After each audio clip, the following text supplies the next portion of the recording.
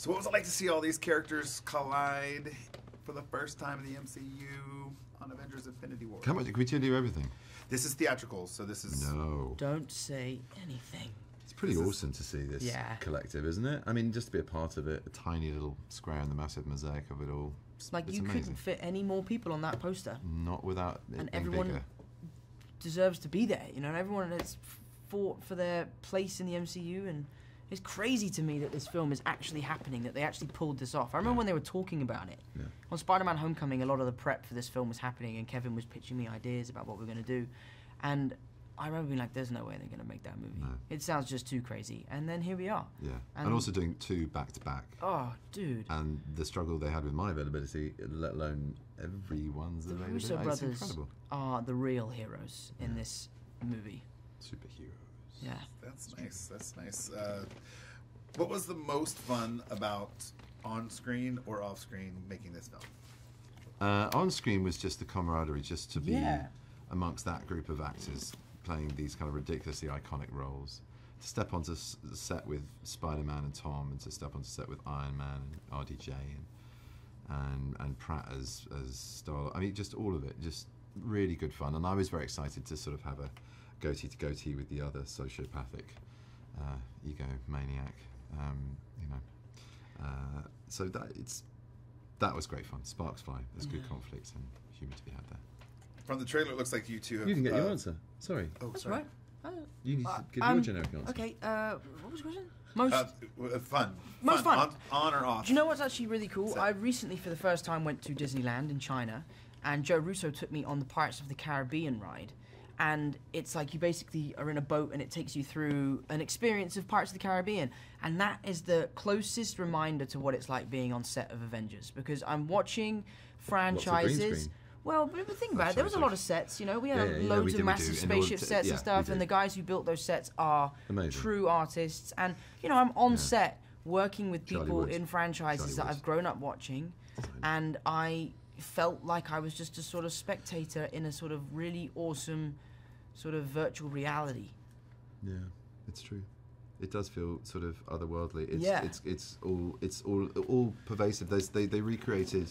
It's no spoiler because it's in the trailer. The atrium, the sort of entryway, the hallway to the Sanctum Sanctorum in New York. Yeah. And it's just like they kind of got the flat pack out and just did it. But it's like, you know, it's 4 stories high, dude. It's like huge, circular, beautiful thing with a massive staircase and all this ornate kind of sort of shift between mid-century and all sorts of different architectural influences. But anyway, Charlie Wood is a genius, and you do, I guess, like that funfair ride, you stand in it and you're like, oh God, I'm actually having the real experience of a real environment where they can swing the camera 360 degrees.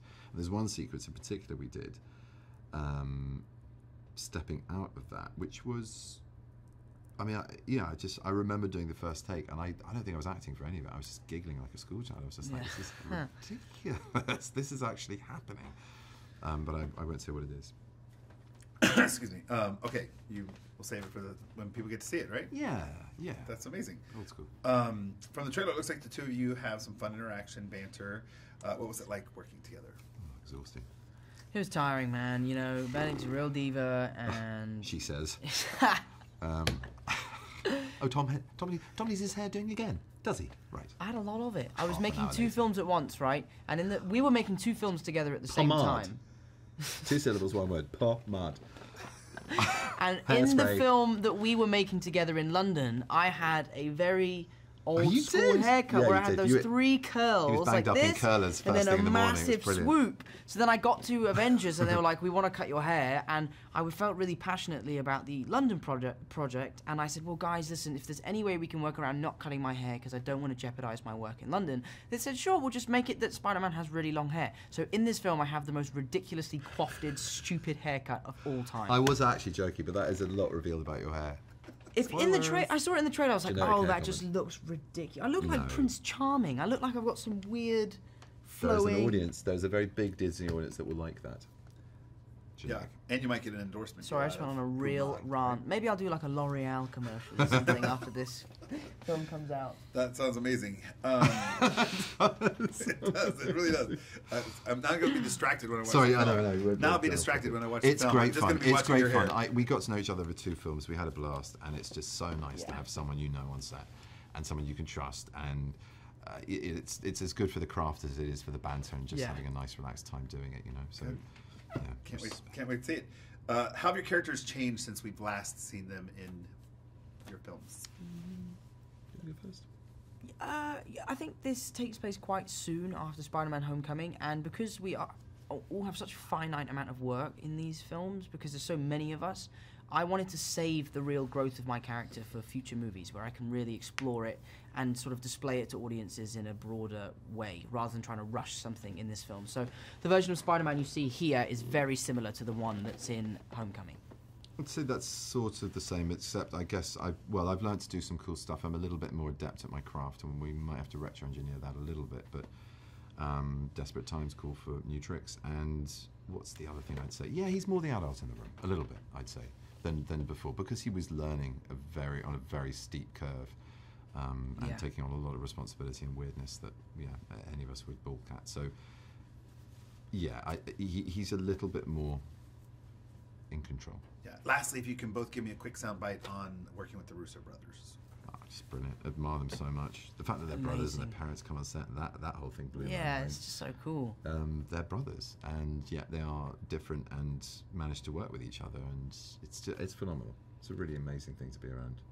I like having to impress 2 people rather than one to move on. Double the motivation. You know, when you work on a film, you have to just get the director on side and then you move on. In this case, you have to do it twice. And they cross pitch, and they don't always agree. They're like, I don't know, we should try that. No, I don't. I like, but no, but let's just try. We got time, and they know what they want as well. That's the other thing. And when they've got it, they're so confident about it. And that's a very sexy way to make films. Oftentimes, you're just covering your back with loads of setups, loads of takes, and they're like, no, it's this shot, that's the beat. Let's go for it. Oh, we got it after 3 takes. Excellent, done.